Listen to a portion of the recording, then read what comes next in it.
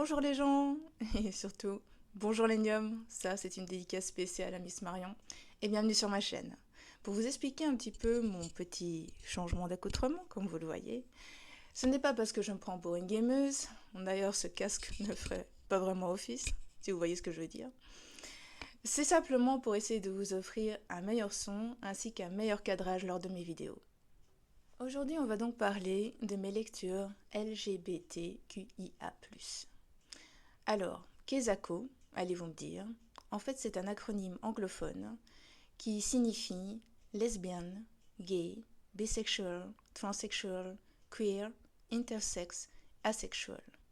Le plus veut tout simplement dire que ce terme ne se limite pas aux appellations que je viens de donner, mais en inclut également d'autres. Alors c'est une rubrique qui apparaît souvent sur mon blog, si vous l'avez déjà eu l'occasion d'aller le lire.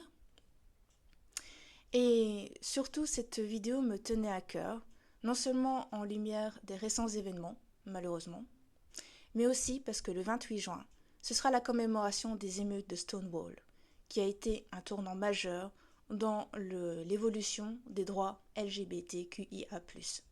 Si vous voulez en savoir plus, je vous mettrai le lien en barre d'infos. Dans cette vidéo, je vais donc vous présenter mes lectures préférées dans ce genre de littérature. Et je le ferai en 3 catégories. D'abord, pour moi, il y aura les classiques, c'est-à-dire des ouvrages qui vous offrent une très bonne introduction pour la littérature LGBTQIA+. Il y aura ensuite les ouvrages au fil du rasoir, ceux qui sont plus durs, plus réalistes, mais qui sont tout aussi nécessaires.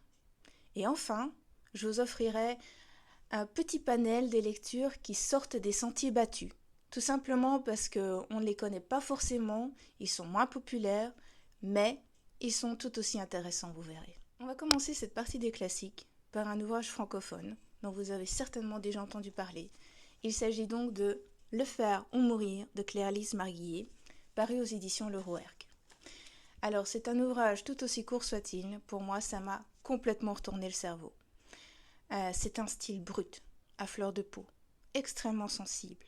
Je vous défie de lire ce bouquin sans être à la fois immergé dans l'esprit de Dame, qui est donc le narrateur, et en même temps d'avoir le cœur complètement retourné à la fin.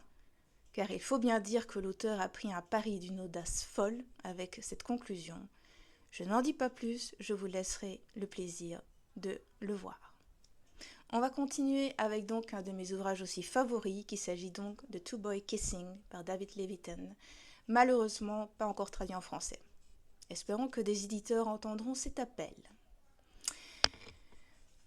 Two Boys Kissing, tout simplement parce qu'il retrace, entre autres, l'histoire de 2 garçons qui veulent donc battre le record du baiser le plus long au monde. Non pas simplement pour le fun de l'entreprise, si on peut dire, mais tout simplement aussi pour pouvoir affirmer leurs droits face au monde. C'est un ouvrage extrêmement sensible, d'une justesse rare, et de toute manière cet auteur est à découvrir. On continue avec un de mes ouvrages feel good par excellence. J'ai nommé Simon via Homo Sapiens Agenda par Becky Albertalli. Alors, il a été traduit en français chez Gallimard Jeunesse. Ouf. Je ne sais pas ce que vaut la VF, personnellement, je l'ai lu en VO. Mais je peux vous dire que je l'ai lu et ça a été l'un des rares bouquins où j'ai eu un sourire jusque-là en le lisant. Et donc, il retrace donc l'histoire de Simon qui entretient donc une correspondance mêlée d'amitié et de plus si affinité avec un garçon de son collège, Blue. Simplement, bien sûr, il ne sait pas qui c'est. Et ça va donner lieu donc à certaines situations comiques et d'autres beaucoup moins. Je vous laisserai voir, mais en tout cas, je peux vous dire que ce roman est vraiment un petit bijou. Je finirai donc cette partie des classiques par un des ouvrages que vous avez certainement le plus entendu parler sur la blogosphère. J'ai nommé Aristotle and Dante Discover the Secrets of the Universe. Il était traduit en VF par Pocket Jeunesse.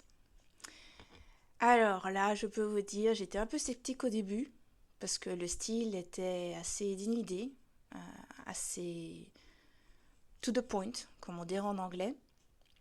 Mais enfin, je me suis laissée totalement emporter par cette histoire, qui est surtout une histoire d'abord d'amitié. Bien sûr, il y a une relation amoureuse qui se développe, mais en même temps, c'est aussi une histoire de parcours personnel, d'évolution dans une société qui ne vous fait cependant rarement des cadeaux. C'est un ouvrage qui en mérite véritablement le détour. Pour cette partie donc des ouvrages au fil du rasoir, comme je vous le disais plus tôt dans la vidéo, ce sont des ouvrages qui sont plus durs, plus réalistes. Vous n'aurez pas forcément le sourire en les lisant, mais je peux vous assurer qu'ils sont tout aussi intéressants. Et on va commencer donc par un de mes préférés de tous les temps. Il s'agit donc de Black Iris de Leah Rader, qui d'ailleurs, à l'avenir, se fera publier sous le nom d'Elliot Wake. Alors je peux vous dire que cette auteure, elle est entrée d'emblée dans mon panthéon personnel. Et c'est vous dire quelque chose, parce que j'en ai quand même peu dans mon panthéon personnel. Black Iris, c'est un Monte Cristo moderne et au féminin. C'est une héroïne complètement amorale et en même temps complètement addictive. Personnellement, je me suis attachée d'emblée à elle. C'est quelqu'un d'extrêmement brillant, qui ne recule devant rien, mais extrêmement sensible également, parfois vulnérable. Et c'est là en fait toute la complexité du bouquin. À cela vient s'ajouter un style qui est ciselé. Il est vraiment sur le fil du rasoir.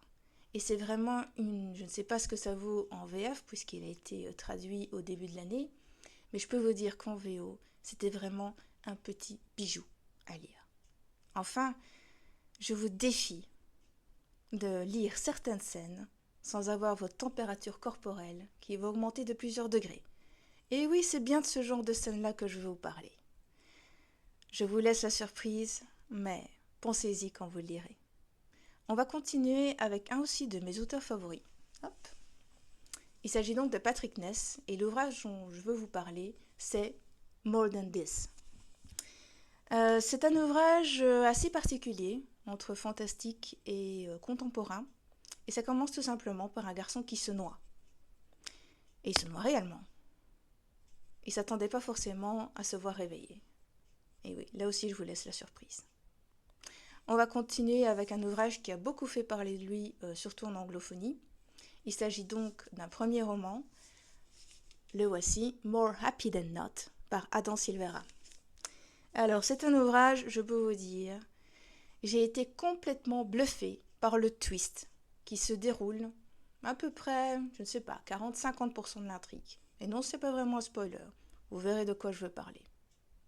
Enfin, on va continuer avec deux ouvrages d'un même auteur que j'ai découvert un peu par hasard, mais qui m'a beaucoup interpellée, que ce soit par son style ou par la structure narrative de ses romans.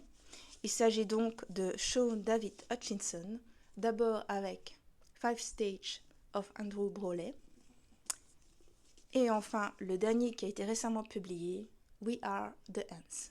Très jolie couverture d'ailleurs. Alors, le premier est totalement contemporain. Il est très sensible. Il retrace donc l'histoire d'un garçon qui se retrouve un peu perdu dans un hôpital et qui en a fait un petit peu sa seconde maison. Vous verrez de quoi je veux parler. Et enfin, We Are the Ants. C'est beaucoup plus ironique, beaucoup plus comique quelquefois, mais avec un brin d'humour noir. Personnellement, c'est mon kiff, j'adore ça. Et il est à mi-jonction entre contemporain et fantastique. Je vous le conseille. Enfin, pour cette troisième partie, je vais donc vous parler d'ouvrages qui sont peut-être moins connus, moins populaires, qui sortent un petit peu des sentiers battus. On va commencer donc par un de mes favoris. C'est une lecture que j'ai énormément appréciée. D'ailleurs, je pense que j'en ai d'ailleurs pas mal parlé sur Twitter. Il s'agit donc de Symptoms of Being Human par Jeff Garvin. C'est un ouvrage où vous ne saurez pas le sexe du narrateur, qui s'appelle Riley. Et vous allez vite comprendre pourquoi, tout simplement parce que Riley est gender fluid. Alors qu'est-ce que ça veut dire? C'est tout simplement une personne qui peut s'identifier au fil du temps comme homme, comme femme, ou tout simplement aucun des deux. Et si ce processus vous paraît compliqué à comprendre, je vous invite donc à lire ce roman, malheureusement pas encore traduit en français. D'ailleurs, là aussi, j'espère qu'il le sera rapidement. En fait, nous avons donc Riley qui va commencer à livrer ses impressions sur les conseils de sa psy sur un blog et qui va devoir faire face à une popularité à laquelle il ne s'attendait pas. Je vais vous laisser deviner les conséquences de ceci, mais sachez en tout cas que c'est un ouvrage qui est extrêmement sensible, extrêmement juste, qui m'a énormément touchée. Je disais sur Goodreads qu'il avait réveillé certains souvenirs et même certaines blessures que je pensais avoir cicatrisées, mais quelque part, c'était nécessaire de le faire. On continue donc avec un ouvrage francophone qui est donc Dysfonctionnel, le voici, d'Axel Sandre, paru chez Sarbacane. Alors, je ne m'attendais pas à ce qu'il parle de LGBTQIA+, mais c'est un ouvrage qui m'a beaucoup fait rire, qui m'a aussi beaucoup interpellée. Et je vous le conseille réellement, ne serait-ce que pour voir le style de l'auteur qui est réellement très très bien fait. On continue avec une histoire extrêmement touchante, extrêmement émouvante. Je ne peux pas dire autrement parce que je l'ai lu dans le Thalys et je peux vous dire qu'à la fin, oui, j'ai dû sortir la mouchoir. Il s'intitule donc If You Could Be Mine, Sarah Farizan, et qui raconte donc l'histoire d'amour entre deux jeunes filles en Iran. Et c'était vraiment un soulagement, ainsi aussi qu'un vrai plaisir de voir une histoire qui, pour une fois, sort du contexte européen ou américain. En plus, c'est extrêmement bien construit, extrêmement bien narré, et moi j'ai été à fond dans cette histoire. On continue avec Openly Straight par Bill Königsberg.